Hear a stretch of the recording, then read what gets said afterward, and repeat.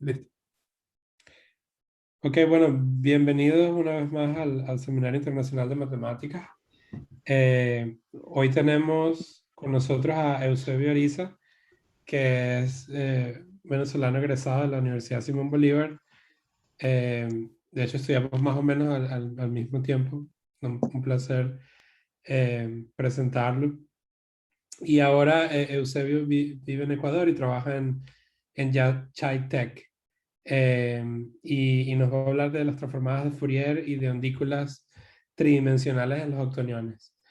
Antes de darle la palabra a Eusebio, quería recordarles que por favor pongan sus micrófonos en silencio y cuando tengan preguntas, pues pueden, si Eusebio lo permite, interrumpir o si no, colocar preguntas en el chat que yo voy a estar pendiente. Ok, entonces adelante, Eusebio. Bueno, muchas gracias Marco por la presentación y también a todos los organizadores por la invitación. Creo que son espacios necesarios en medio de la situación que como venezolanos nos ha tocado atravesar, ¿no? Bueno, muchas gracias por desarrollar este seminario y por la invitación nuevamente. Eh, pues bien, como comentaba Marco, perdón, yo voy a hablar sobre esta una transformada de Fourier y una transformada de ondículas 3D en los octoniones. Toda la charla la escribí aquí en inglés porque, bueno, quise aprovechar un artículo que ya está casi listo y no tenía tanto tiempo como para traducir todo, ¿no? Pero la charla como tal la voy a dar en español, pero las láminas están en inglés. Eh, yo quería comentar primero que esta transformada de las que vamos a hablar son transformadas continuas, ¿ok? No son transformadas discretas. Al final comento algo más con respecto a eso porque en ese sentido, en el de las transformadas discretas, yo creo que puede haber trabajo para, para hacer en un futuro no tan lejano, ¿ok? Lo primero que yo quiero comentar con respecto a la charla es lo de la construcción de Cayley-Dixon, ¿ok? Porque esta transformada, la de Fourier y la de ondículas, la vamos a definir en el contexto de los octoniones. Eh, para construir los octoniones hay varias maneras. Yo voy a mostrar esta que es la construcción de Cayley-Dixon y después vamos a ver quizás una forma más natural de verla, pero esta construcción es para hacer notar cómo uno va perdiendo propiedades algebraicas de las álgebras que se van obteniendo a medida que uno avanza en la construcción. Y bueno, para ver cómo es que los octoniones se convierten en un álgebra no asociativa. ¿Okay? Después vamos a definir la transformada eh, de Fourier tridimensional en los octoniones. Como decía al principio, es una transformada continua. Vamos a ver algunas de sus propiedades algebraicas. Definiremos también la convolución, como suele hacerse cuando uno tiene una transformada de Fourier. Y vamos a exhibir, si no demostrar, porque las demostraciones están hechas, pero voy a dejar allí sin hacerlas acá. Después, si ustedes están interesados un poco más de detalles con respecto a estas demostraciones, yo les invito a que vean el artículo que espero yo en un par de semanas lo sometamos a revisión y después, seguro antes de terminar el año, dependiendo de la revista a la que uno lo envíe por cuestiones del proceso de las revistas, ¿no? Para revisión, seguro, espero yo que esté publicado antes de final de año. Vamos a definir después la transformada ondícula, perdón, las ondículas admisibles en los octoniones, ¿ok? Para pasar a la transformada de ondículas tridimensional en los octoniones, una transformada continua. Algunas de sus propiedades básicas y la fórmula de inversión y la relación de producto interno, que es una relación de tipo Plancherel, ¿ok? En el caso de esta transformada de ondículas. Bueno, primero, como decía, comenzamos con la construcción de Cayley-Dixon. Bueno, Hamilton notó que los números complejos, por supuesto, no solo él, muchos más seguramente, que los números complejos se pueden escribir como pares de números reales. La idea es que en ese caso la adición, como bien sabemos, se hace o se define componente a componente. ¿Ok? La multiplicación se define de esta manera, como es conocido en el caso de los complejos. También se define el conjugado, simplemente cambiándole el signo a la segunda componente. ¿Ok? Como el conjugado de AB, AB es un número complejo, donde A y B son números reales, por supuesto, como este otro par. Con los números complejos, uno puede ahora definir los cuaterniones de la siguiente manera. Una manera similar a la manera en que se define producto y suma, y además conjugado, en este caso, en el caso de los complejos. Y la idea es que uno define un cuaternión simplemente como un par de números complejos, A y B son complejos. La adición otra vez se define componente a componente y la multiplicación se define así, donde estas estrellas pues corresponden a la conjugación que se definió antes en el caso de los complejos. ¿Okay? La multiplicación, fíjense que esta multiplicación que está acá por medio de la fórmula 1.1 es básicamente la misma que tenemos en el caso de la multiplicación de los complejos, solo que ahora están involucrados unos conjugados, ¿sí? El conjugado de B y el conjugado de A. Esta fórmula y la anterior son exactamente la misma si uno nota que el conjugado de un real pues, es el mismo real. Entonces, esto que está acá es exactamente la misma fórmula 1.1, solo que con A, B, C y D reales. ¿Ok? En este caso, para el caso de pasar de los complejos a los cuaterniones, uno toma A, B, C y D complejos y entonces aquí sí tiene sentido escribir estas estrellas para hacer notar que están los conjugados. ¿Ok? Esto es lo que acabo de comentar, es exactamente la misma fórmula que antes. El conjugado, en este caso, para el cuaternión AB, ¿ok? Se define como el conjugado aquí en A y menos B. La segunda componente se le cambia de signo y a la primera se le toma el conjugado. Otra vez, es exactamente la misma fórmula que tenemos acá, porque antes el conjugado de este A era el mismo A y en la componente B, la segunda componente, se le cambia el signo. Eso es exactamente lo que se hace en 1.2. Bueno, esto que estamos haciendo es precisamente lo que se llama la construcción de Cayley-Dixon. Uno toma un par de elementos de un álgebra de una cierta dimensión, en el caso de los reales de dimensión 1, para construir una de dimensión 2, que es el caso de los complejos. Después, tomar los complejos y aquí construir los cuaterniones, definiendo la multiplicación, la suma y la conjugación mediante las fórmulas 1.1 y 1.2. Y después de esto uno puede definir exactamente de la misma manera un octonión. Un octonión lo define como un par de cuaterniones, ¿ok? Definimos la suma componente a componente, el producto mediante esta fórmula, usando ahora los conjugados a los que se referiría en ese caso. La fórmula son conjugados en el caso de los cuaterniones, que vendría dada por esta fórmula, ¿ok? Y en el caso ahora también de los octoniones, uno define el conjugado de un octonión mediante esta fórmula 1.2. Entonces, en esencia, lo que estamos haciendo es construir a partir de las álgebras anteriores una álgebra de dimensión el doble de la anterior. ¿Okay? El álgebra de los octoniones va a tener dimensión 8, el álgebra de los cuaterniones tiene dimensión 4, el de los complejos pues 2 y comenzamos con los reales que tenía dimensión 1.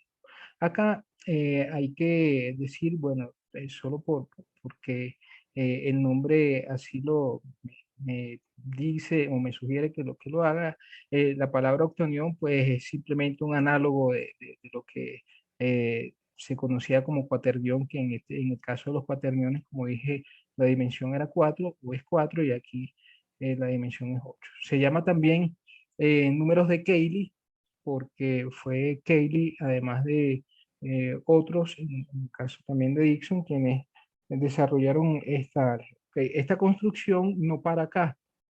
La construcción se puede continuar eh, y entonces se tiene un álgebra de dimensión 16. Esa álgebra se le llama o se suele llamar el álgebra de los sedeniones. ¿Okay? Allí no se hace mucho o no se ha hecho mucho realmente, en verdad tengo poco conocimiento de esa álgebra, ¿ok? Pero sé que se puede seguir la construcción de Cayley-Dixon exactamente de la misma manera como se ha hecho hasta este punto. Una cosa que debo decir, ahora la voy a comentar con más detalle, es que esta construcción nos lleva a que las álgebras que se están obteniendo conforme avanzamos en la construcción van perdiendo propiedades algebraicas. Ok, ya vamos a comentar eso. Primero, antes de hablar con detalle ese punto, vamos a recordar lo que era un álgebra de división. Ok, una álgebra de división es una álgebra eh, eh, que tal que dados A y B, cualquier A y B con esta propiedad se tiene que o bien A o bien B son cero, es decir, en este caso todos los elementos distintos de cero son invertibles, ¿ok? O como escribo acá, las operaciones de multiplicación a derecha o a izquierda por elementos no nulos, ambas operaciones son invertibles. Un álgebra de división normada es un álgebra A que también es un espacio vectorial normado y además se cumple esta propiedad. Esta propiedad, eh, mm, yo no estoy seguro ahora, no recuerdo exactamente el nombre que se le da, pero me parece que es ley de composición. Ok, así es como he visto, si no recuerdo mal, en algunos artículos que le llaman a esta propiedad. Ok, en este caso, esto implica que A es una álgebra de división y además la norma de 1. Ahora quiero hablar un poco para aclarar el punto que comenté anteriormente acerca de la pérdida de las propiedades algebraicas. Quiero hablar un poco de las álgebras estrellas. Okay. Definimos un álgebra estrella como un álgebra A que está equipada con una conjugación. Esto es un mapa lineal con esta propiedad, que el conjugado del conjugado es el mismo y el conjugado de A por B es B conjugado por A conjugado, eso para todo A y B en A. Okay. Decimos que un álgebra estrella es real si el conjugado de A es el mismo A para cada o para todo elemento del álgebra. Okay. Decimos además que el álgebra estrella A es, no sé exactamente la traducción al español de esto, como bien normada, podría ser, si la suma de ellos, del A con su conjugado, es un número real, okay, y el A por su conjugado es lo mismo que A conjugado por A, es un número positivo, para todo elemento no nulo del, de A. Okay. Si A es bien normada, uno escribe en la parte real de A como A por A más A estrella sobre 2, la parte imaginaria A menos A estrella sobre 2, y definimos la norma mediante esta fórmula. Okay.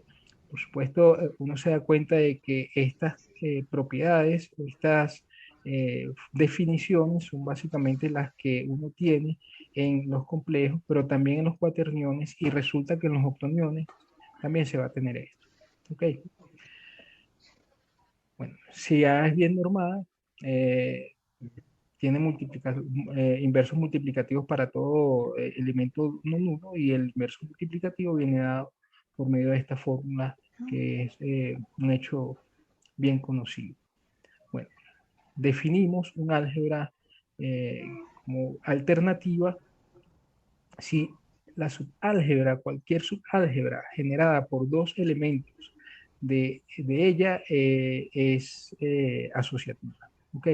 Es alternativa si uno tiene la subálgebra generada por cualquier par de elementos de el álgebra, resulta ser un subálgebra asociativo. ¿Ok? Un teorema de Milartin establece que un álgebra es alternativa si y solo si para todo A y B en el álgebra se tienen estas propiedades. En realidad, con dos de ellas solamente es suficiente, bien sea la primera, tercera o segunda, tercera, porque la otra es consecuencia de las otras dos. ¿Okay? Entonces, fíjense ustedes que estas tres propiedades hablan acerca de una especie de asociatividad. ¿Okay? La asociatividad realmente no tiene por qué ocurrir, pero lo que sí es cierto en las álgebras alternativas es que cuando en el producto de tres elementos, dos de ellos coinciden, la asociatividad es válida, se cumple. ¿Ok? Y a esa propiedad se le llama alternatividad. ¿Ok? Entonces, repito, la alternatividad es esencialmente una especie de asociatividad, solo que se cumple para cuando de los tres elementos que tomo para multiplicar, dos coinciden. ¿Ok? Dos de ellos coinciden. Y como observación, si A es un álgebra normada, bien normada y alternativa, resulta que A es un álgebra de división normada. ¿Ok? Bueno, resulta que cuando uno, voy a volver ahora a la construcción de Cayley-Dixon, porque lo que ocurre es que cuando uno aplica la construcción de Cayley-Dixon, lo que está haciendo es trabajar sobre álgebras estrellas. ¿Ok? Entonces, cuando uno comienza con un álgebra estrella A, la construcción de Cayley-Dixon devuelve otra álgebra estrella A'. ¿Ok? Los elementos de A' son pares AB, con A y B en A. ¿Ok? Y la multiplicación y la conjugación están definidas usando las fórmulas 1.1 y 1.2 que vimos hace un rato. ¿Ok?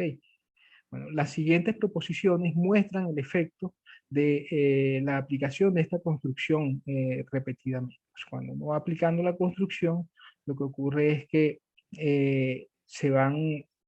va causando algunos efectos de esta construcción que vienen dados por estas proposiciones. ¿Okay? Lo primero es que la A', el álgebra estrella que se obtiene a partir de la construcción de Cayley-Dixon, ¿sí? A partir de el álgebra estrella A, este A' nunca es real. ¿Okay? No puede ser real. Después, la otra proposición establece que si A es real y por lo tanto conmutativa, entonces A' también es conmutativa y viceversa. Si A es conmutativa y asociativa, entonces A' es asociativa. ¿Ok? Fíjense, y al revés también es cierto. Fíjense que acá, miren lo que está pasando en esta proposición. Esta proposición, la segunda, me dice, bueno, A es real y por lo tanto conmutativa. Esto me lleva a que la que yo obtengo al aplicar la construcción de Cayley-Dixon también es conmutativa, pero la proposición anterior me dice que ya no va a ser real. ¿Ok? Hemos perdido la propiedad de que el álgebra sea real. A pesar de que antes era conmutativa, ya no va a ser real. ¿Ok? Ahora, si tenemos conmutatividad y asociatividad, lo que ocurre es que la prima es asociativa. Pero resulta que va a perder la propiedad de conmutatividad. ¿Ok? Cuando se tiene asociatividad y además que el álgebra es bien normada, A' es alternativa y bien normada, pero pierde la asociatividad. ¿Ok? Y si A es bien normada, A' también es bien normada. Entonces, estas proposiciones nos llevan a las siguientes conclusiones. R es real, conmutativa y asociativa y es bien normada. Una álgebra de estrella bien normada implica que esta va a ser conmutativa, asociativa, bien normada, pero ya no es real. Los complejos, eso es lo que ocurre en el caso de los complejos. En el caso de los cuaterniones, que se denotan de esta forma en honor a Hamilton, resulta ser asociativa y bien normada, pero ya no es conmutativa. Y finalmente, el álgebra de los octoniones, que fue construida como mostramos hace un rato usando la construcción de Cayley-Dixon, es un álgebra alternativa, bien normada, pero ya no es asociativa. Entonces, conforme vamos construyendo estas álgebras usando la construcción de Cayley-Dixon, resulta que algunas de las propiedades algebraicas se van perdiendo. Cuando uno aplica la construcción de Cayley-Dixon nuevamente sobre los octoniones, se obtiene, como comentaba antes, el álgebra de los sedeniones. Allí la alternatividad se pierde. ¿Ok? Pero bueno, eso ya es otro tema. Lo que quiero que vean es que esta construcción va haciendo que el álgebra pierda propiedades. ¿Ok? hasta llegar al álgebra que nosotros, en el que vamos a definir las transformadas de Fourier en las que estamos interesados, que es el álgebra de los octoniones. Es un álgebra alternativa y bien normada. Ok, lo interesante es que, bueno, en esta álgebra, a pesar de que no hay asociatividad, tampoco hay conmutatividad, el hecho de que sea bien normada permite garantizar que cualquier elemento no nulo es invertible. Al menos es un álgebra de división. No tiene eh, divisores de cero. ¿Ok? Entonces, bueno, tenemos varias propiedades, pero tenemos algunas que todavía son útiles para demostrar ciertas cosas sobre algunos objetos o conceptos que se introduzcan. En particular las que vamos a ver en el caso de las transformadas de Fourier y de ondículas. Fíjense que acá en la construcción que hemos hecho también debe notarse que, bueno, un álgebra está contenida o se puede ver como un subálgebra o para decirlo de una manera quizás más precisa o una mejor manera es R se puede ver como isomorfa, un subálgebra de los complejos también isomorfos, un subálgebra de los cuaterniones y los cuaterniones subálgebra de los octoniones, una isomorfa, un subálgebra de los octoniones. En realidad a más de uno, porque hay un montón que son subálgebras de los octoniones y que son también isomorfas a los cuaterniones. Y así con al revés, ¿no? Hay subálgebras de los cuaterniones que son isomorfas a los complejos, no solamente hay una, hay muchas. Y bueno, pero lo que quiero hacer notar es que puedo verlo como una contención. ¿Ok? Bueno, estas son álgebras de división normada. Y también sigue lo que había comentado, ¿no? Que los octoniones no son ni reales, no son conmutativos y no son asociativos. Para aclarar un poco el tema de los octoniones, yo quiero decir que los octoniones se pueden ver como un álgebra 8-dimensional cuya base viene dada por estos elementos. Así vamos a denotar los elementos de la base de los octoniones. 0, que es la identidad, E1, 2, E3, E4, E5, E6 y E7. Esto es parecido a lo que en los cuaterniones es el IJK, ok, solo que aquí tenemos 7 elementos imaginarios. Todos estos cumplen la propiedad de que su cuadrado es -1. Ahorita lo voy a mostrar con un poco más de detalle. Cualquier octonión se puede escribir de esta forma, es una combinación lineal de los elementos de la base acá, donde estos coeficientes son números reales. Okay. Esta tabla de multiplicación es la tabla que gobierna la multiplicación de los octoniones, porque acá cuando uno multiplica octoniones es como si esto fuesen quizás un O con un O tilde. Cuando se multiplican esos dos, lo que se hace es una multiplicación cruzada y una distributividad se aplica allí, y los elementos de la base se multiplican siguiendo las reglas de eh, que aparecen aquí en esta tabla. Se puede notar acá, bueno, eso no lo coloqué como ejemplo para exhibirlo con detalle, pero uno puede notar que no hay asociatividad.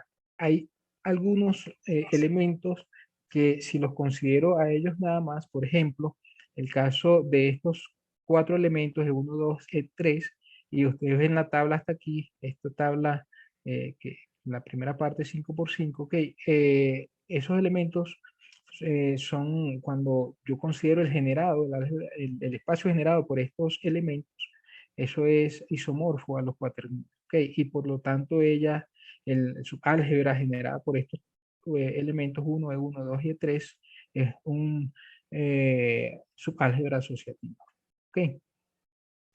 Pero hay elementos que no forman, que no son asociativos. Por ejemplo, cuando uno hace, qué sé yo, no sé si acá puedo verlo, E3 con E5 da menos E6, ¿ok? Y si usted después multiplica menos E6 por, qué sé yo, mm, por E7, fíjense, E6 por E7 da menos E1, y si fuese menos E6 daría E1, ¿ok? Ahora, cuando usted hace eh, para ver, bueno, creo que lo hice mal allí, era por E7, por E7 daba menos 1. Cuando usted hace, y entonces con el menos daría 1. Cuando usted hace E6 con E7 y eso, el resultado lo multiplica por la izquierda con E3, Fíjense que E6 por E7 da menos E1. ¿Ok? Y si lo multiplica por menos E1, lo multiplica por la izquierda con E3, aquí E3 con E1 da E2. ¿Ok? Entonces, y E2 con menos E1, E2 con menos E1 va a ser, va, mm, ¿aquí dónde está? Da menos E3. ¿Ok? Bueno, lo cierto es que, déjenme les muestro para hacer esto con, es que aquí tenía un ejemplo, es un poco complicado de verlo allí en la tabla, pero ya les muestro el ejemplo. Bueno, ahorita se los muestro cuando se cargue esto. Lo cierto es que no hay asociatividad. Bien, allá les voy a mostrar el ejemplo para que se cargue esto y van a ver que no hay asociatividad. Ok, a estos elementos, el O sub 0 se le llama, el O sub 0 que corresponde acá a este primer elemento en esta combinación lineal, se le llama la parte escalar de O. Ok, el O sub barra corresponde a la parte vectorial es simplemente todo lo que está de aquí en adelante, del subíndice 1 en adelante, no es más que agarrar O y restar la parte escalar, y a eso se le llama la parte vectorial de O. Okay. Si O tiene la parte escalar nula, es decir, si O es vectorial, entonces se le llama un octonión puro. Y el subconjunto de todos los octoniones puros se le denota como vec de O, ¿okay? Porque todos son vectoriales. Así como que el subconjunto de todos los elementos escalares se le denota como es de O. Bueno, déjenme un momento para buscarles el ejemplo. Aquí está el ejemplo. Voy a eh, Este es un artículo que recién nos publicaron.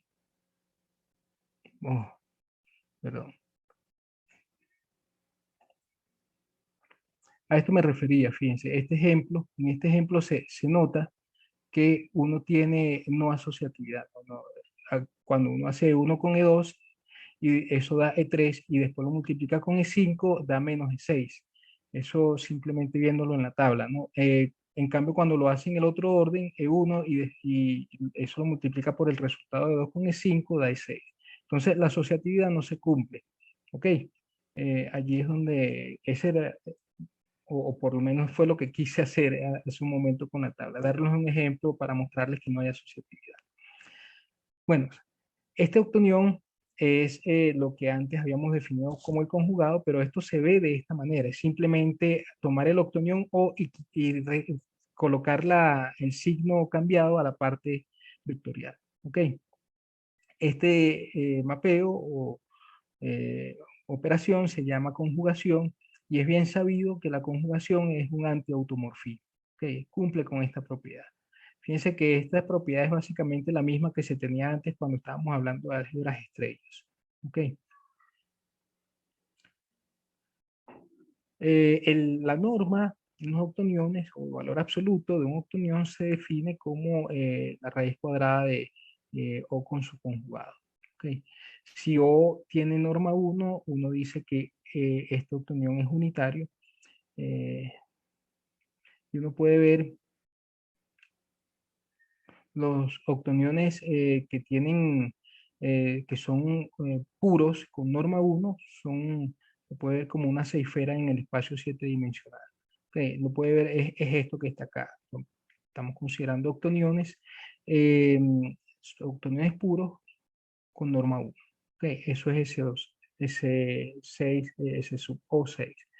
El producto punto lo denotamos de esta manera, no es tan agradable verlo así, pero porque algunas veces usamos el punto solamente para denotar el producto en los octoniones. El producto punto de los octoniones es esto que está acá. ¿Ok? Finalmente, la exponencial, hay que definir la exponencial acá también porque ella va a jugar un papel importante en la transformada de Fourier que vamos a definir. La transformada de un octonión está definida por medio de esta fórmula. ¿Ok? Y se puede mostrar que si denotamos la parte vectorial de O como este O negrillas, ¿no?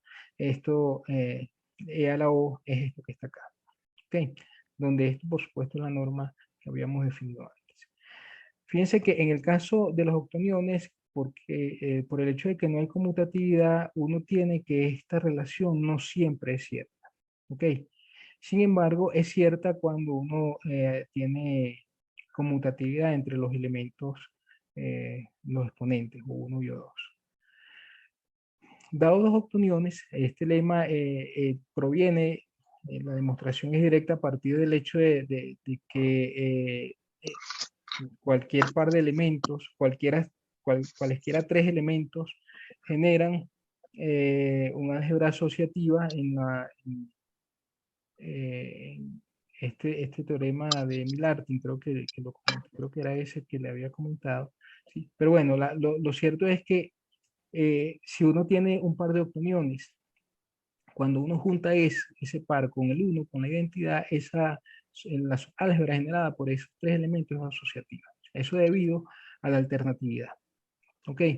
Y esto significa en particular que uno tiene estas propiedades. ¿Ok? Cuando uno tiene O y mu octoniones, donde mu es un octonión puro unitario, A, B, C, D, alfa y beta son números reales, entonces se tiene estas propiedades de asociatividad. ¿Ok? Eso proviene de la alternativa del hecho de que estos tres elementos generan un subálgebra asociativa.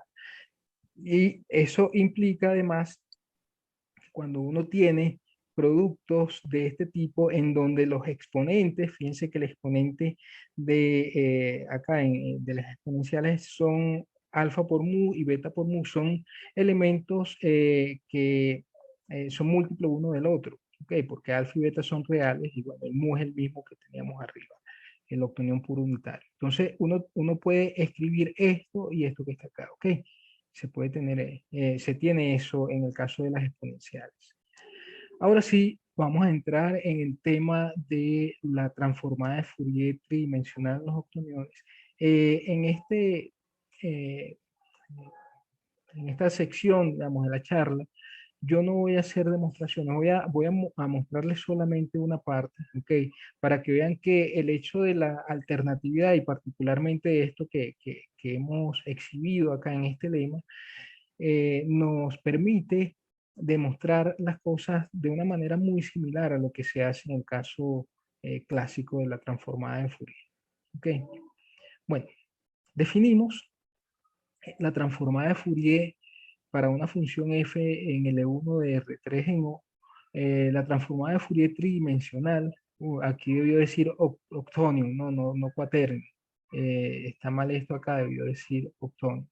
La transformada de Fourier tridimensional en los octoniones, o simplemente 3D OFT para acortar eso, es la función de R3 en O definida por medio de 2.1. Fíjense que esta definición es básicamente la misma definición de la transformada que uno conoce en el caso clásico. En este caso, X lo puede ver como un vector de R3, solo que lo escribimos de esta manera, ¿ok? Para pensarlo en los octoniones. Igual el omega está escrito de esta manera, pero se puede ver como un elemento de R3, que de hecho así es como está siendo visto acá. Mu es un octonión puro unitario y E a la menos mu por omega punto X, aquí este producto punto es el producto punto clásico en R3, ok, es llamado el kernel de Fourier en los octoniones, o kernel de Fourier octoniónico. Fíjense que en esta definición el orden importa, porque tanto f como este exponencial son elementos en los octoniones y la conmutatividad no es cierta en los octoniones. Entonces, el hecho de que la escribamos así hace que uno obtenga una transformada. También hay otras transformadas, por ejemplo, cuando aquí le llamamos a derecha porque el kernel está a la derecha, ok, pero también uno puede colocarlo a la izquierda o de hecho puede colocar una exponencial, un kernel por un lado y el otro kernel por otro lado. Hay gente que lo hace de esa manera. De hecho, hay otras formas de definir una transformada de Fourier a derecha también. y es simplemente considerando acá no un octonión puro, unitario, es mu, sino otros elementos octoniónicos como exponentes, y además no se considera una sola exponencial acá, sino que se considera producto de varias exponenciales. ¿Ok? Bueno, hay muchas formas de definir la transformada de Fourier en el caso de los octoniones, en el caso de los cuaterniones también, porque allí se presenta el problema de la no conmutatividad. Aquí, de hecho, hay más porque tampoco hay asociatividad. Como ejemplo, bueno, el ejemplo clásico, por supuesto, es el de esta función de Gauss, ¿sí? Exponencial. Esto que está acá se tiene por transformada de Fourier octoniónica a esta otra función.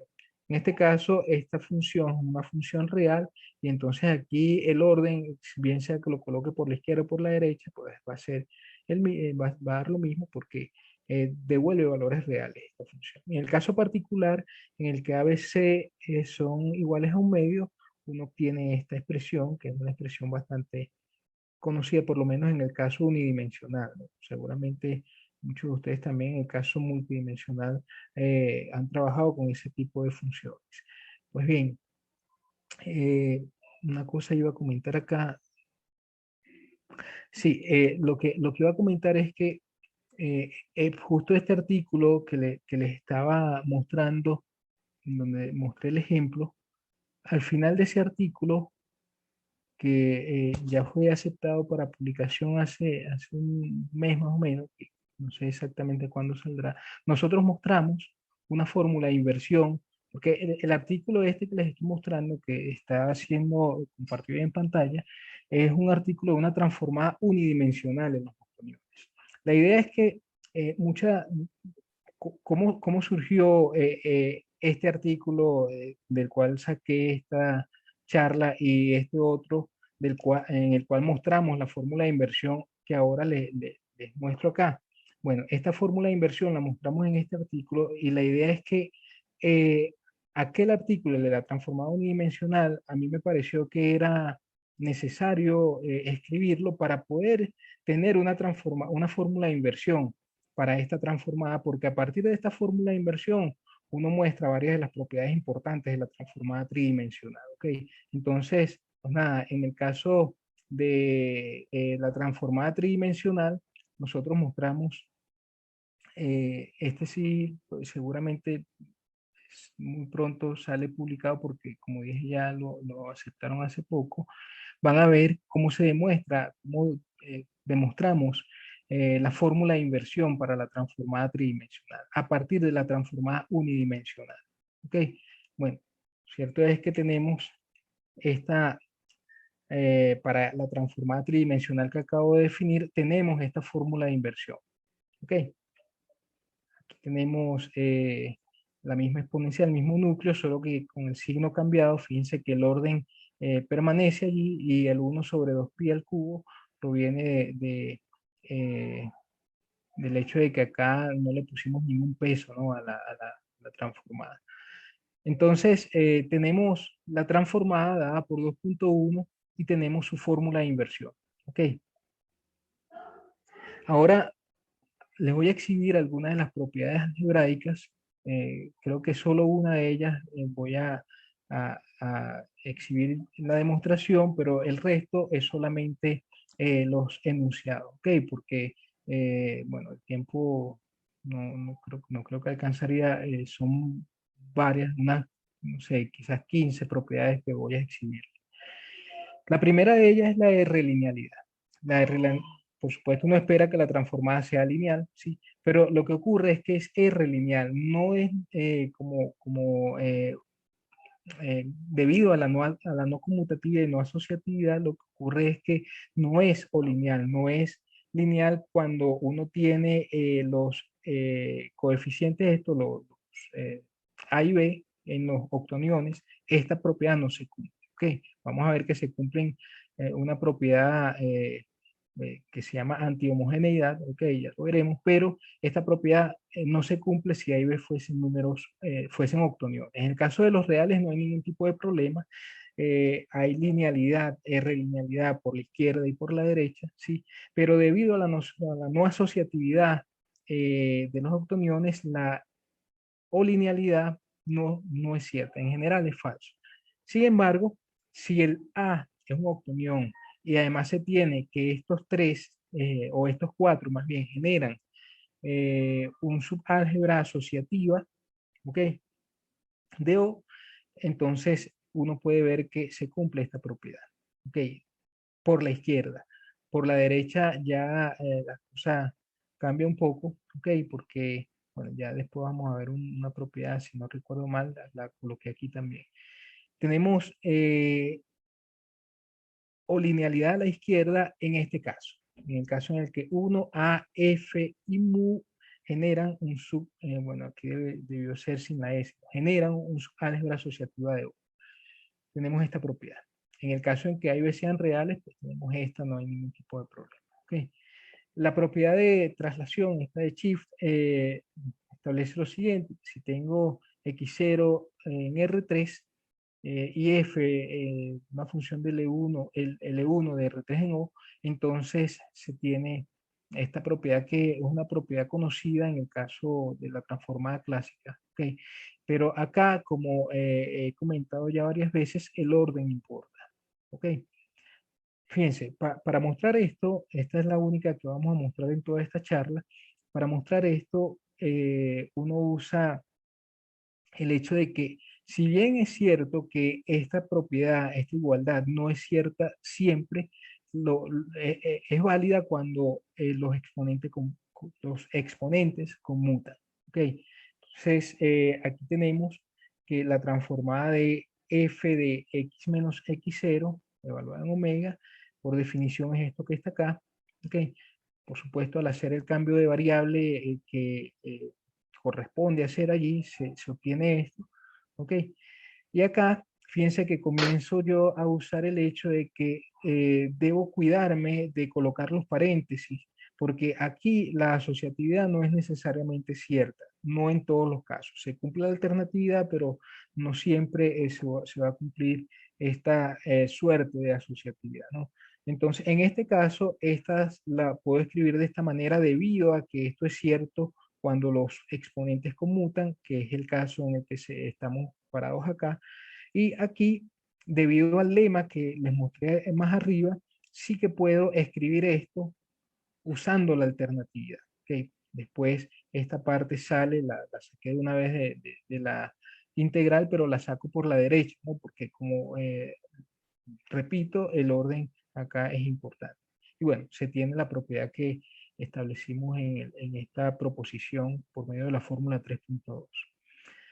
Tenemos también la propiedad de modulación 1. Hay dos propiedades de modulación que voy a exhibir. La primera es esta. Si tengo omega 0 en R3 y f una función en L1 de R3 en O, entonces se tiene esta fórmula 3.3, que también es una fórmula conocida para el caso de la transformada clásica.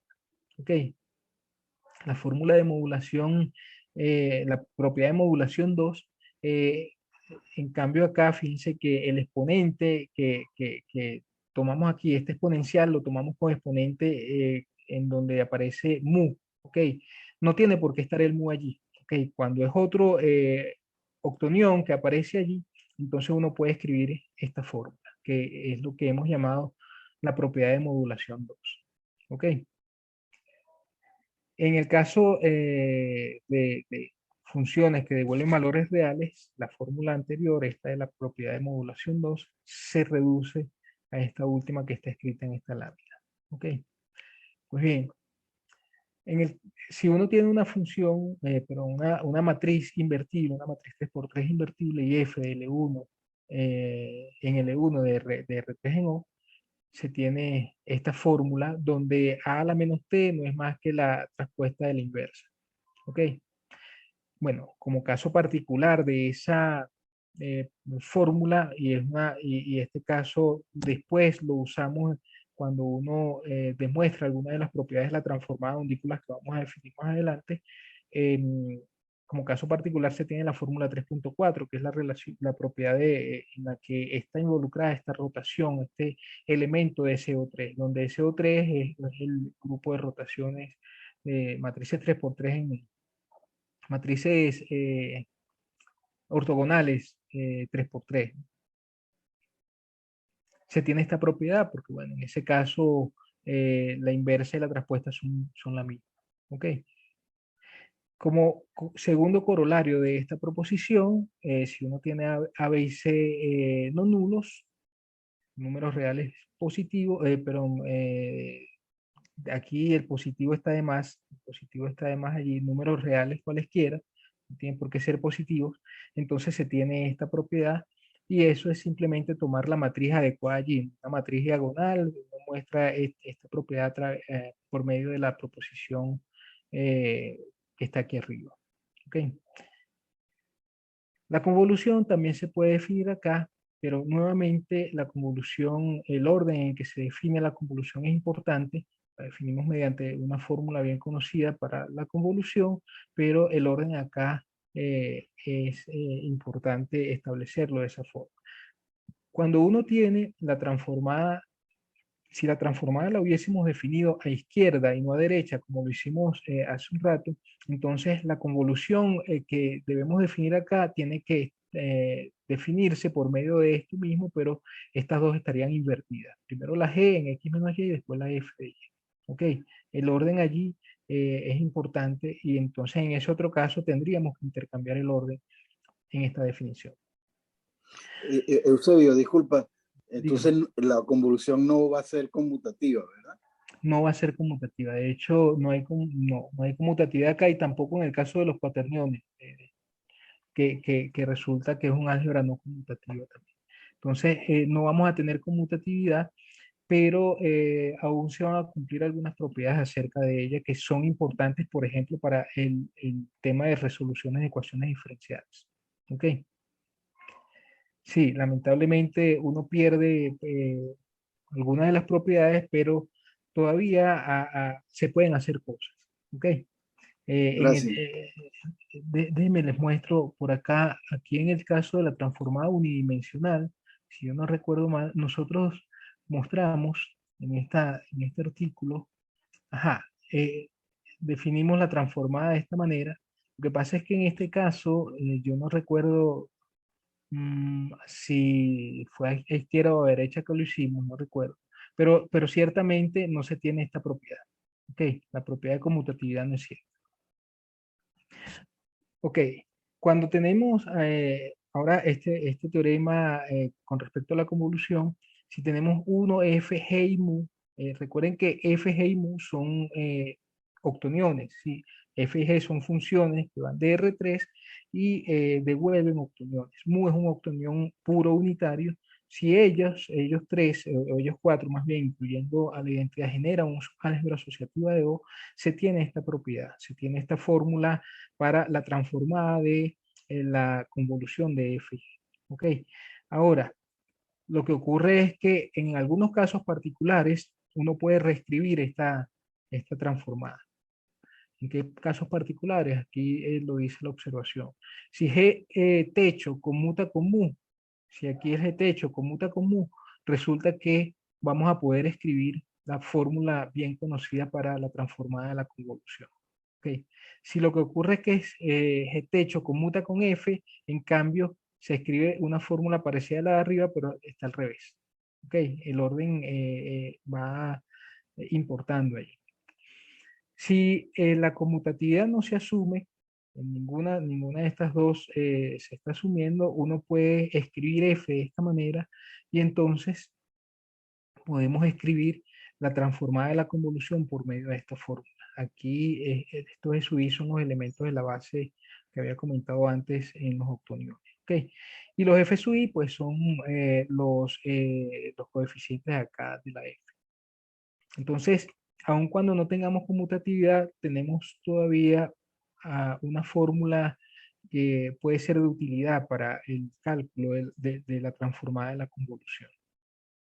Lamentablemente, pues la pérdida de las propiedades algebraicas que uno va teniendo conforme avanza en la construcción de Cayley-Dixon, tiene sus secuelas, ¿no?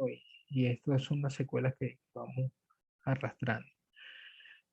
Note también que el resultado anterior, este resultado, en realidad todos ellos son válidos si es que uno tiene que, o bien f o bien g son funciones con valores reales.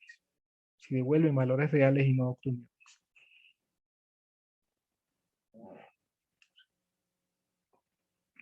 Ahora, como corolario, si G techo conmuta con mu, y además estos cuatro generan un álgebra asociativa de O, se tiene esta propiedad para la transformada inversa, ¿no? Eso proviene de esto, que está acá, de la ítem 1 de la observación. La transformada inversa del producto de las transformadas es la convolución de f con e, que es algo que ocurre en el caso clásico.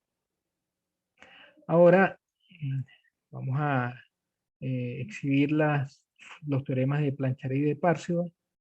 El primero para llegar hasta allí necesitamos definir el producto interno acá para funciones f y g en L2 de R3 en O, y lo definimos mediante 5.1.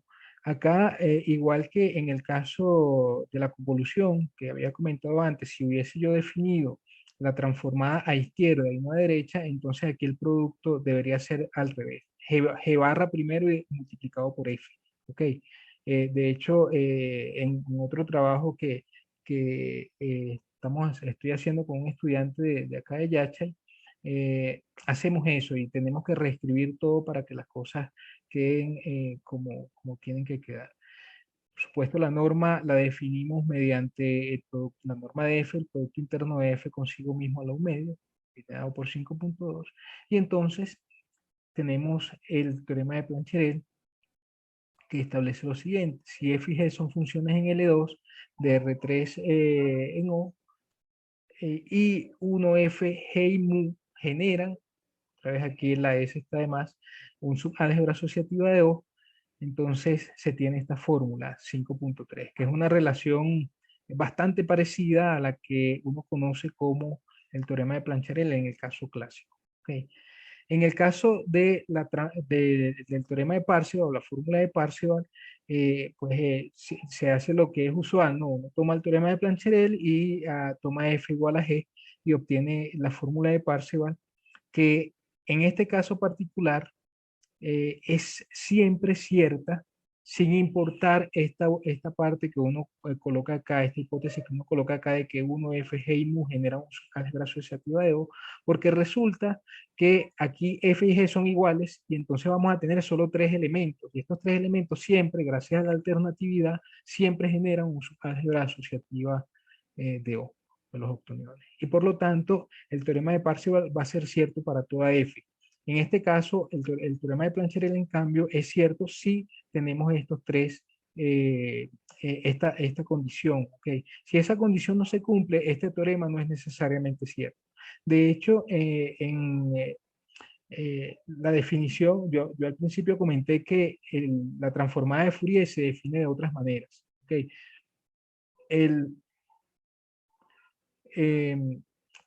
En una de esas formas en que se define la transformada de Fourier, hay un artículo, bueno, después le puedo pasar la referencia a quien esté interesado en esto, en el que se muestra un ejemplo en donde esta igualdad no es cierta.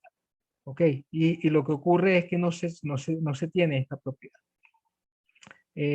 Bueno, por cierto, ese artículo es un artículo si no recuerdo mal, de Lucas Blasik y Kajetana Snopek, que son Blasik y yo estamos escribiendo justo este artículo que les estoy presentando ahora. Es el artículo que tiene que ver con esta transformada y la siguiente que ya vamos a ver. Bueno, como comentaba, pues el teorema de Parseval siempre es cierto para toda f en B2 de R3 en O. El teorema de Plancherel puede ser generalizado cuando f g y mu no necesariamente genera un subálgebra asociativa de O de la siguiente manera. No exactamente con la misma fórmula, pero de la siguiente manera. Si f lo escribimos de esta manera, entonces podemos escribir esta fórmula que sería la que sí se cumple en el caso en el que esta condición no es necesariamente cierta. Tendríamos esta fórmula que está acá, si no consideramos aquella condición. ¿Okay? Y esto siempre va a ser cierto porque lo que ocurre es que acá, de aquí, de esta expresión para acá, se usa la fórmula anterior. Y esa fórmula se puede usar allí porque f sub i es real. Y f sub i con g y mu, añadiendo además la identidad, van a generar álgebra asociativa de O. Y entonces vamos a poder obtener esta fórmula a partir de la anterior. ¿Ok?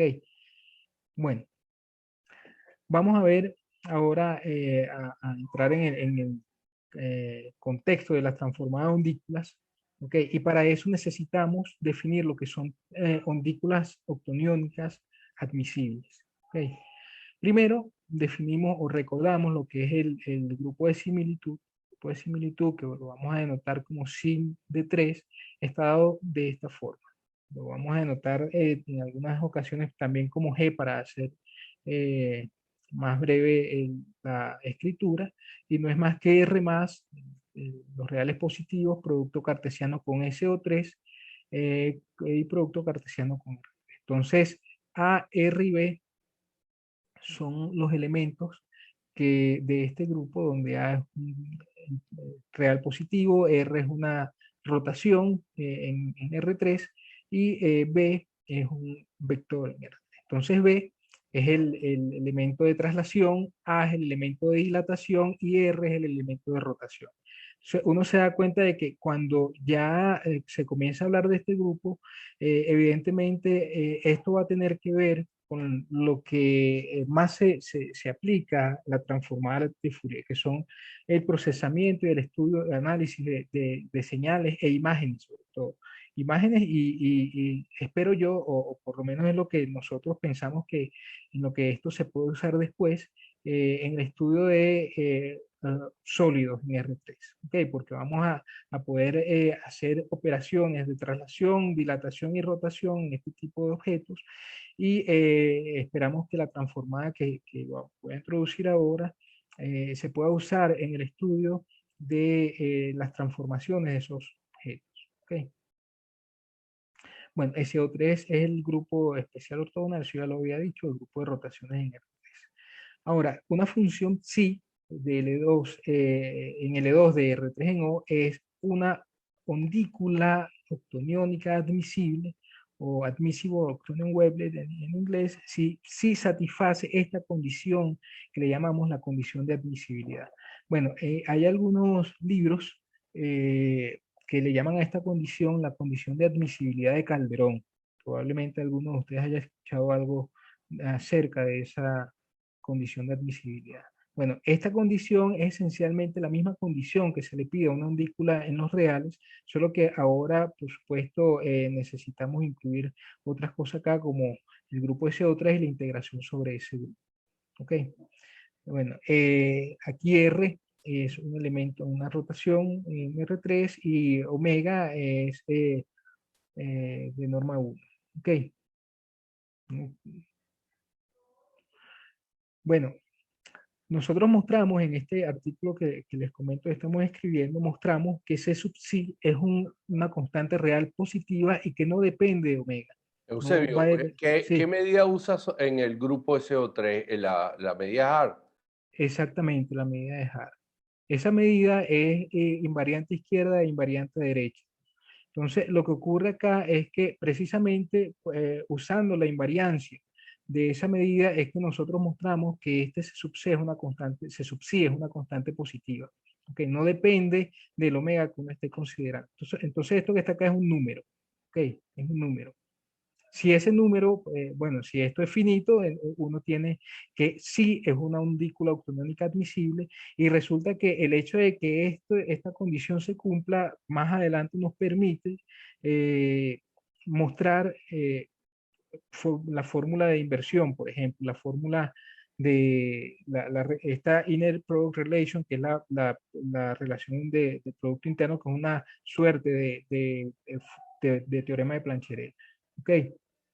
Exactamente esa es la medida que usamos allí, sí. ¿Qué más iba a comentar? Bueno, mostramos en ese artículo que esto es una constante.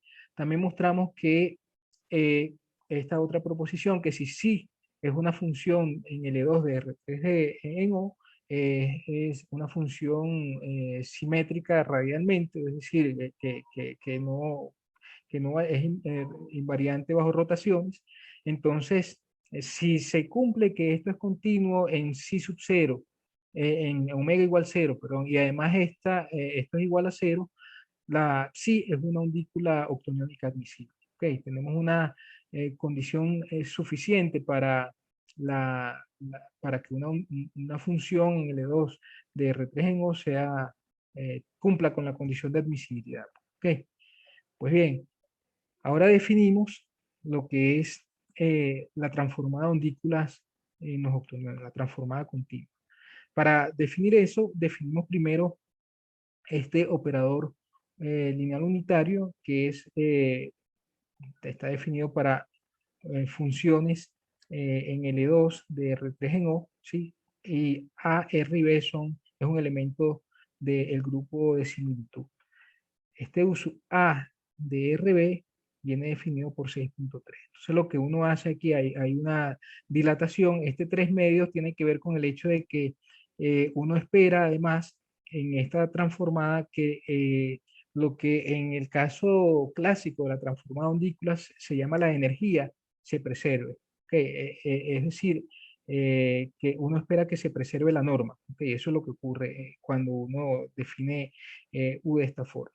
Entonces, aquí definimos, hay una dilatación, hay una traslación y también hay rotación involucradas en esta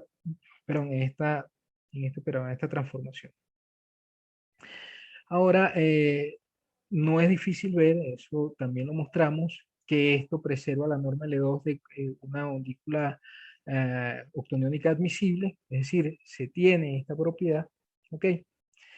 Y además, a esta señora, a la psi, cuando es una undícula octoniónica admisible, se le llama la undícula madre, undícula octoniónica madre, y en cambio a la psi sub A de RB, que son las que vienen definidas por medio de este operador, esta que está acá, se le llaman las undículas hijas. ¿Ok? Eso porque, básicamente porque a partir de la psi se obtienen las otras, ¿no? Esta es la madre y las otras las hijas. Bueno, se tiene que si es una undícula octoniónica madre, aquí a esta undícula estamos asumiendo que es admisible, que la transformada de Fourier octoniónica tridimensional de las hijas viene dada por 6.4.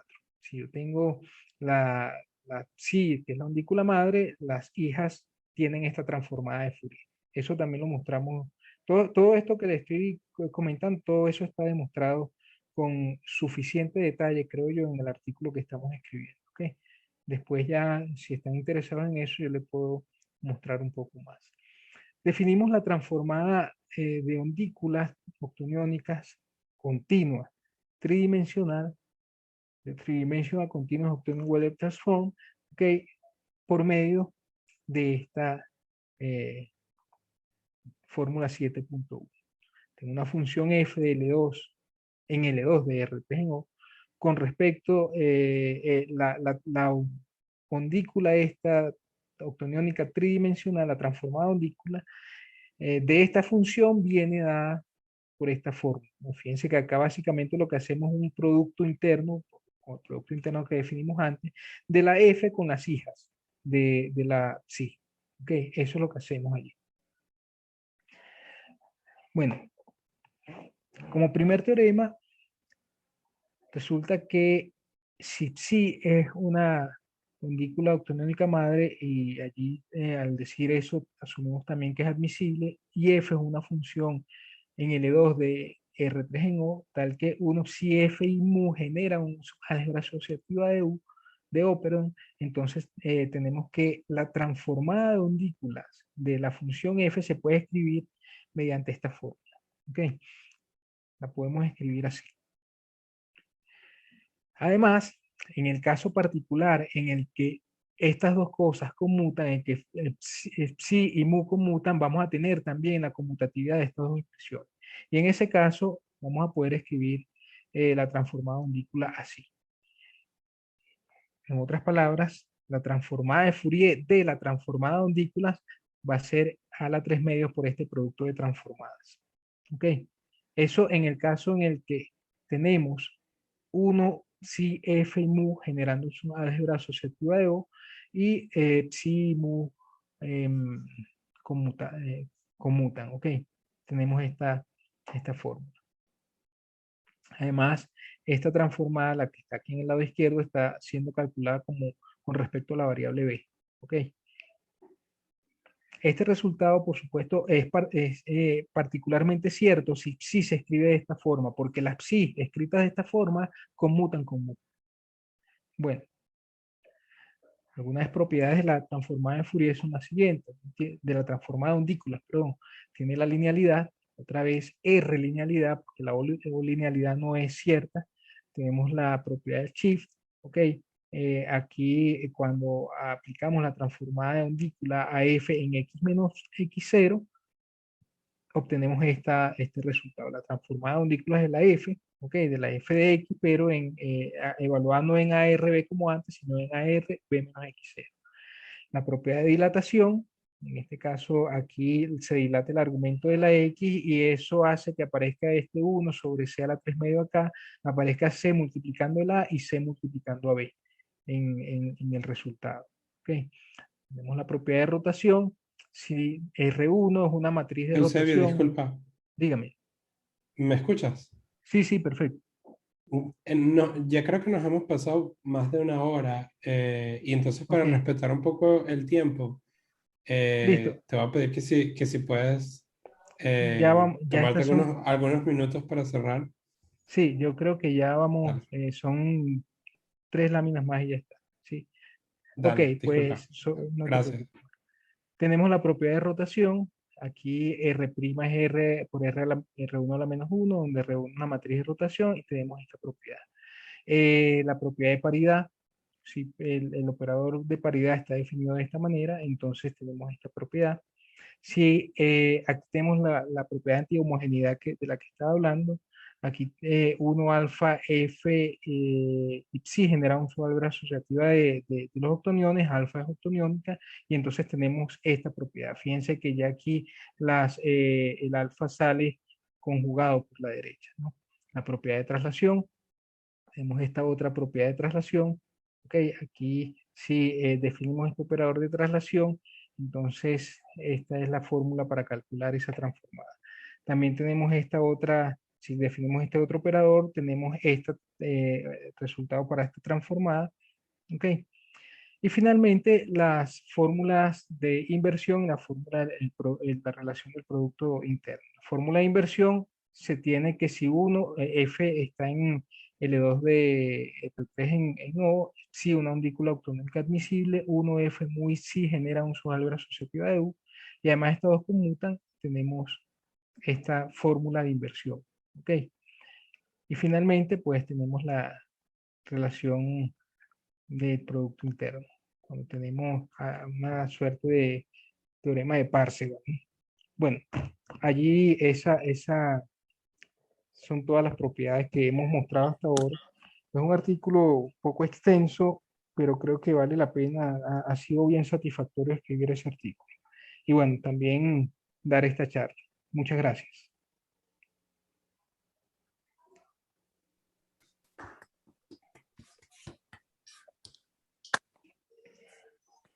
Gracias, Eusebio. Gracias a ustedes.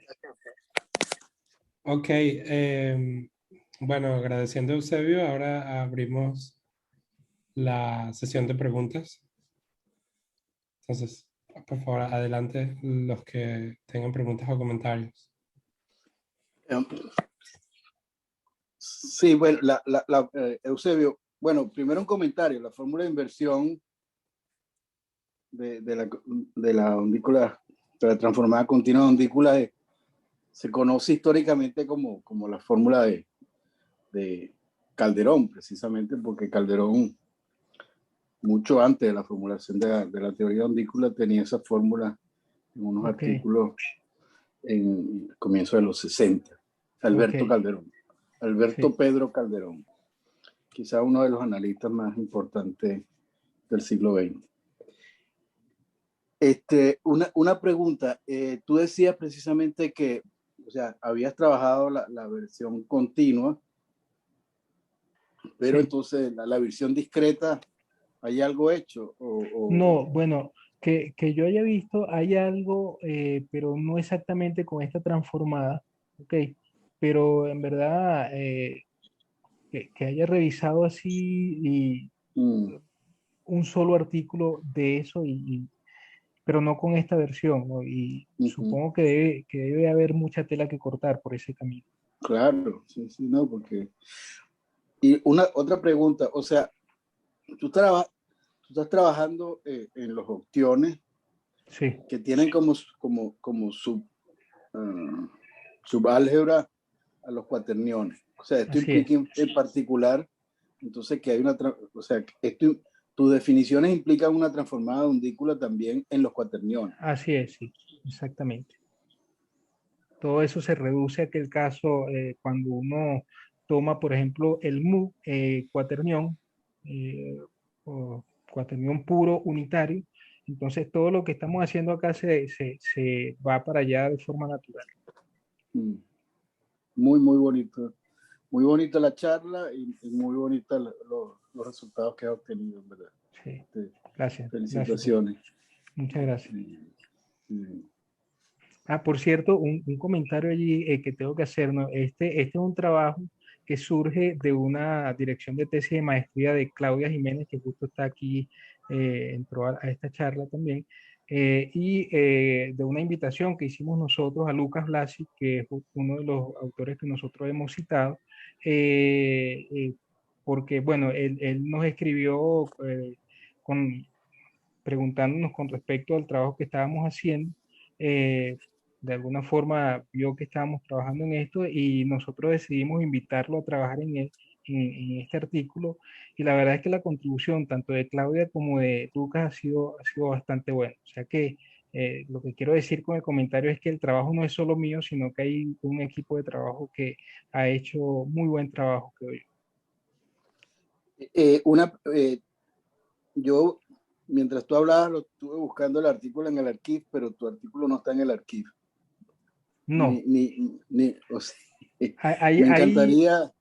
me encantaría ver si podría, ni tampoco está, también busqué en el ResearchGate y tampoco está nada parecido. Porque el de la transformada ondícula unidimensional nos los aceptaron hace como un mes, pero no estoy seguro de cuándo sale publicado. El de la tridimensional, lo que le puedo mostrar es que, fíjese, esto falta muy poco para terminar ese artículo.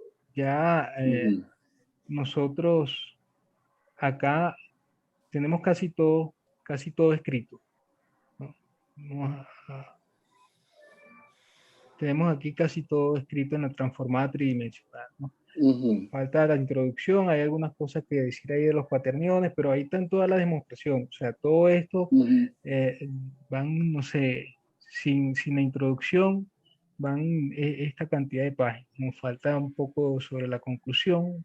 Yo creo que el artículo va a tener unas 22, 23 páginas, pero en verdad nos gustó hacerlo con bastante detalle en las demostraciones, porque una de las cosas que a mí me pasa como matemático es que yo creo que uno sí tiene que sacar la cuenta para convencerse y todo lo demás, pero a veces es trivial que esto pasa en los artículos, a uno le toma mucho tiempo ver que es trivial, ¿no? Depende de qué tipo de cosas esté viendo uno. Y puede ser que ese tiempo sea útil para hacer otra cosa, aunque no digo que sea malo ponerse a sacar las cuentas.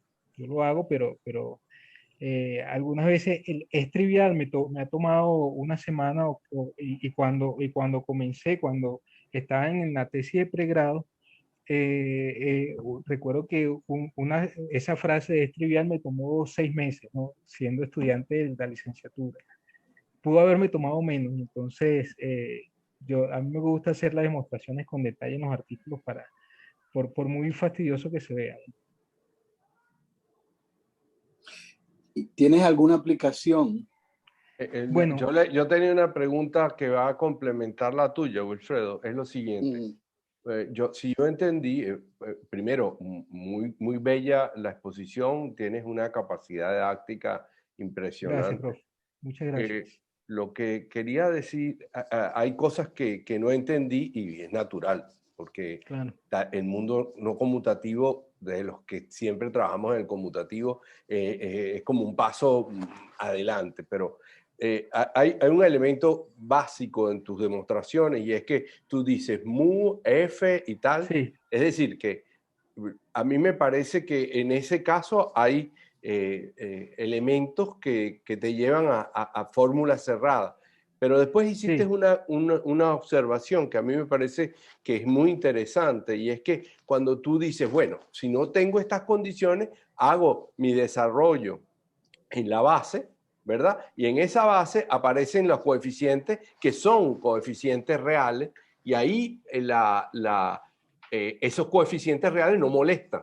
Y la condición que pedimos sí se cumple. Entonces la fórmula que hemos mostrado sí la podemos usar en esos casos. Exactamente. Y entonces yo creo que a mí me parece que el resultado, como tú lo planteas, porque te gustan las fórmulas cerradas como buen analista, en realidad tienen mucha más trascendencia que ese simple elemento, porque tú pasas al desarrollo en la base, y en el desarrollo en la base tiene Parseval, Plancherel, sí. Todo. Lo que pasa es que escrito de manera vectorial, y claro. a mí me parece que es natural, porque es una cuestión completamente no conmutativa. Esa es la primera observación que yo quería hacer, sí. Y era para ver si yo había entendido un poquito. Entonces, quizás usted sugiere, lo que entiendo es que sugiere que quizás uno puede escribir lema y entonces el teorema sea la fórmula general, la fórmula esta de...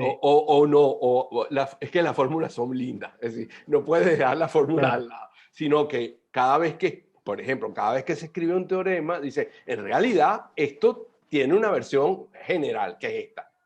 Okay. Como remark, ¿no? Todo el tiempo, entiendo. Porque es que las fórmulas son muy bonitas, tienen mucho que ver con el análisis armónico clásico, entonces no sí. Es bueno quitarla. Claro. Otra pregunta, que es la que tiene que ver con lo que decía Wilfredo ahorita, por eso lo interrumpí, es que sería muy interesante para los legos como los que no conocemos análisis no conmutativo, ver de dónde viene la motivación. Es decir, seguramente ustedes tienen en la cabeza alguna ecuación diferencial no conmutativa, algún sí. Elemento. Bueno, eso sería bellísimo. Fíjese que hay un tema, esto aparece por insistencia. El trabajo que yo estoy haciendo es básicamente lo que hice fue retomar lo que yo trabajé en la tesis de pregrado. Yo en pregrado trabajé con el profesor Alfredo Ríos en la Simón Bolívar y él trabajaba en teoría de ondículas, ¿sí?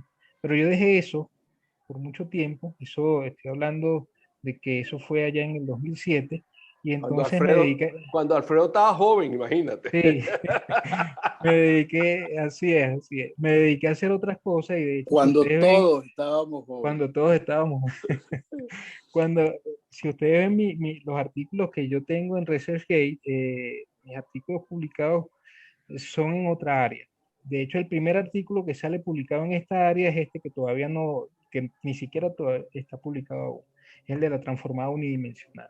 Entonces, yo retomo este trabajo es por la insistencia de la profesora Vanegas, que me decía que de allí seguramente iban a salir cosas si trabajábamos ese concepto de la ondícula y de la transformada en este contexto no conmutativo, ¿no? Entonces, comenzamos a revisar sobre ese asunto. Yo le ofrecí a Claudia el año pasado o antepasado, si no recuerdo mal, un trabajo en este tema de la transformada ondícula.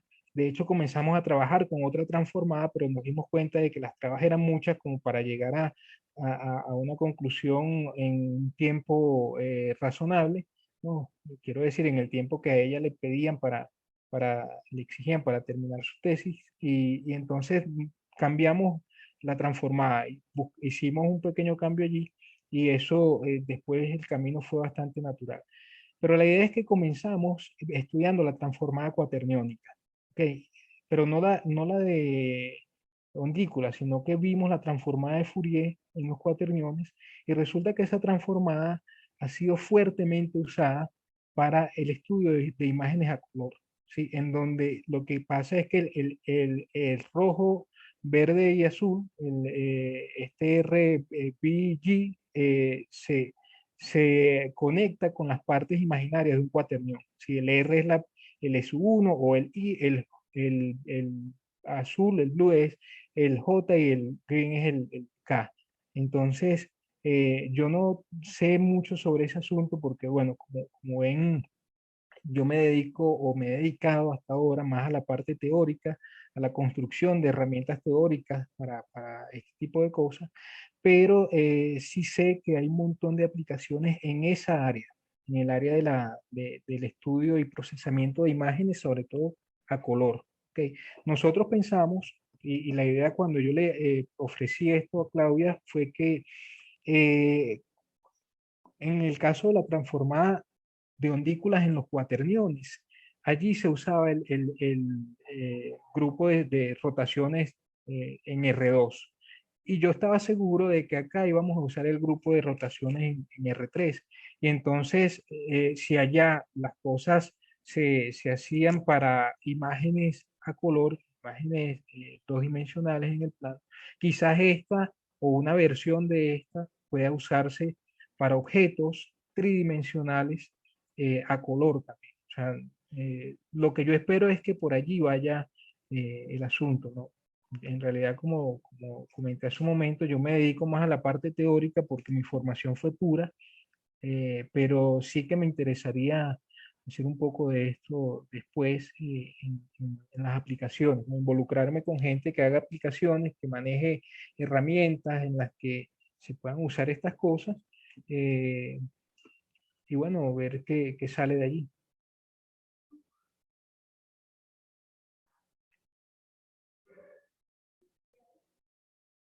No sé si contesté su pregunta, ¿no? Está Está en en mute. mute. No, sí, perfecto. Eso, Ok. eso era lo que... Era una incitación, más bien, Ok. para Bueno. que, para que dejara la modestia y fueras un poquito. Bueno, muchas gracias a ustedes, de verdad. No sé si hay alguna otra pregunta. La verdad es que eh, mm, no es el área en el que yo he trabajado y me he especializado. Yo hago otras cosas, representaciones integrales en los cuaterniones, octoniones y álgebras de Clifford. Ok. Y también problemas de valor inicial y problemas con valores en la frontera, que es lo que más he hecho en mis artículos, pero esto sí que últimamente me ha atrapado esta teoría eh, de hace, qué sé yo, un año y medio para acá. Y bueno, han salido cosas buenas. Tú también trabajaste con Ditiodoro, ¿verdad? Sí, sí, así es. De hecho, con él tengo cerca de 9 o 10 artículos publicados. La mayoría ha sido con él. La otra parte con la profesora Vanegas y bueno, con otros compañeros del grupo que conformamos nosotros de análisis de Clifford, porque nosotros lo que hacemos más es análisis en álgebras no conmutativas. Y en este caso que yo me metí a hacer cosas en el álgebra de los octoniones que es no asociativa.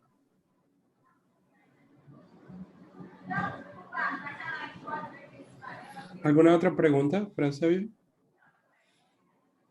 Tenía una curiosidad, una pregunta sobre un enunciado que tú pones de una hipótesis de radialmente simétrica, Sí. o sea, rotacionalmente simétrica. O sea, para ti los dos conceptos son equivalentes. Rotacional, no, que es invariante bajo rotación. Sí, Ya, pero tú radialmente pones simétrica. antes radialmente Sí, simétrica, entre comillas, sí. entre paréntesis, Y después rotacionalmente digo, esto simétrica. es Pero radialmente invariante. simétrica es un poco más débil, ¿no? Un poco más general. Bueno, Sí, probablemente allí tengo que revisar. Realmente simétrico quiere decir que la función es invariante por inversiones, o sea, por inversiones de la dirección de un radio. Entiendo que Entonces, si es invariante por rotaciones, en particular es invariante por inversiones de radio. Entonces quizás eso allí hay que arreglarlo con respecto a la precisión que hay que tener en ese. Claro, porque es diferente, ¿no? Me parece que la noción en geometría y ese problema, con esta hipótesis de invariancia por rotaciones, el problema se transforma en un problema unidimensional esencialmente, ¿no? Sí. Porque los niveles son esferas y los valores de la función son, es como si parametrizaras el espacio entero del R3 por esferas y los valores son, la función es una función que queda parametrizada en R prácticamente. Ok, entiendo. Otra pregunta que quería aclarar, una cosa que se me ocurrió, pero solo que ya creo que ya Chichi preguntó un poco. Me parecía interesante ver si, claro, la transformada de la convolución de dos funciones no es, o sea, la convolución de dos funciones no es conmutativa. No es conmutativa. Y la transformada de la convolución es el producto, pero es un producto ordenado, no es un producto. Exactamente, el orden. sí.